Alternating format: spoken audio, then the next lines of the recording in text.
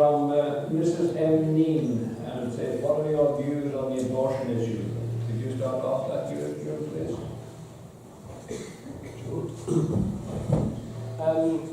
Well, I'll give a brief but wholly unsatisfactory answer. At the moment, I don't know enough about it.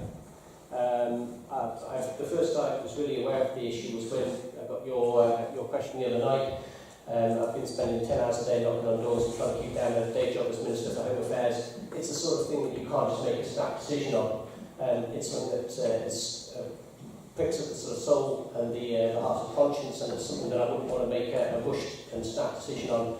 So if there was to be change to the abortion law, then I would want to take that carefully and advisedly and not sort of just make a quick decision in 24 hours. So I'm sorry, I know that's a really crap answer, I'm really sorry.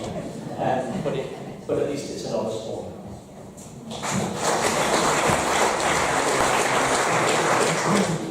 Yes, very clearly sensitive, emotive issue without a shadow of a doubt, and it has just recently been raised. But the question is, does our 1995 Act need reform? And I would suggest yes, it is time for a review, and that reform needs to be considered.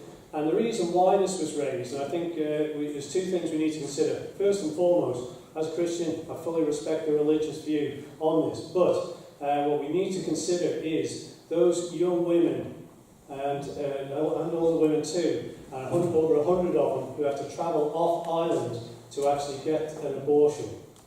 Is that going to be in a loving, comforting environment? And I think we, as a society, need to answer that question. And well, I have spoken to the Health Minister about this particular matter, and he has already given a commitment to actually have a full consultation, and this will be the opportunity where you, the people, will have an opportunity to have a say, rather than it just being an election issue. So there is an opportunity here. There is time to actually look at this and a reform. And I couldn't help notice, but the candidate in Ramsey, the GP, is fully behind this the reform of this bill. So I would certainly value his opinion very, very greatly too. So the opportunity will be coming for us all to have our say, and hopefully we will consider being a modern, tolerant society when we decide if that bill needs to be reformed.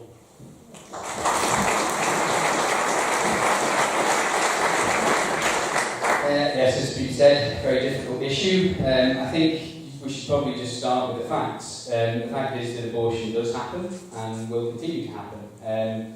So whether you think it's right or it's wrong, the question is, what do we do about it as a society?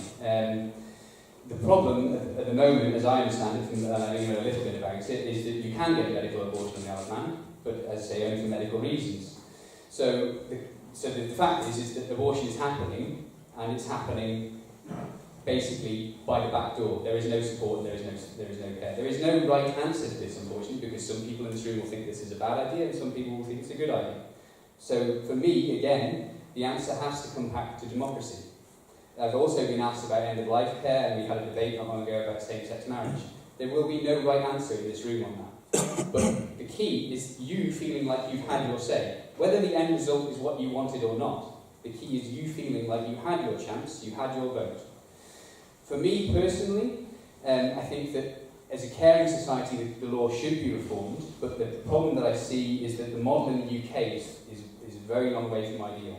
Because basically what happens in the UK is that abortion is provided, and the care that should go with that is not provided. So the model that the UK has is a very long way from what we should be replicating, in my opinion.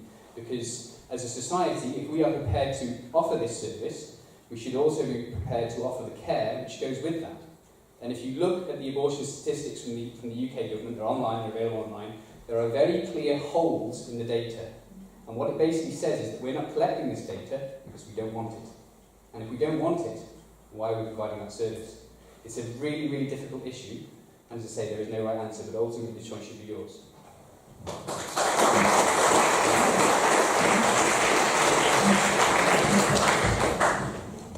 So this is the question I've kind of been dreading. This is a difficult topic. I don't like this one. I will be honest. For myself personally, it's quite an emotive topic. I had a choice taken away from me, which I've got to live with. But but I'll keep my answer short and sweet. First of all, a woman's body is her property. Let's make that clear. But let's not be using abortion as a form of contraception. That's not right. Lastly, I'll just say as well, I've done a bit of research into this in the past, and I think that for me, I feel like a life is a life at 12 weeks because the spinal column is fused with the brain is developed, so obviously what's in there can feel pain. Lastly, I'll just say we do need to reform this legislation, and I think we also need to accept that people will have abortions, there will be reasons, there will be good reasons, I'm sure. But let's try and look after those people who have that. Let's advise them, let's make sure there's aftercare as well.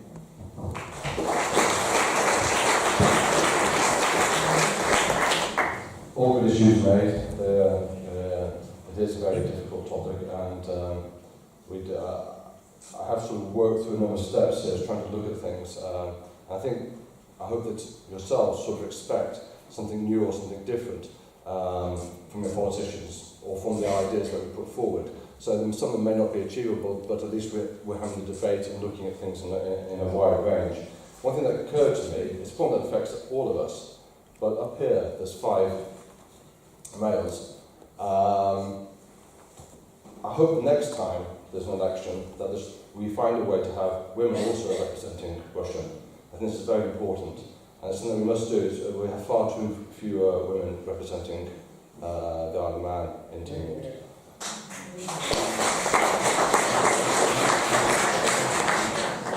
Moving further, so there's many obviously in the cases of some of the things that can raise that come up in these sort of discussions is that you have 2 children, it's a difficult birth, and there's very many things. Some people say, well, you save the child and you don't save the mother. It's very complex. So how do we sort of move forward? There's never going to be an answer that's going to satisfy everybody. That's what most people say. I sort of thought, from a legal point of view, there is the possibility of, instead of legislating, looking at using precedents and judge law, so each case is looked individually, could possibly show us a different way forward and more of a way, because the government, and certainly at the moment, it can be quite brutal in the way that it handles a lot of matters. Well, we actually see that very recently. And it's not the most nimble of machines. We hope that can change. So I think that could be an interesting possibility. Thank you.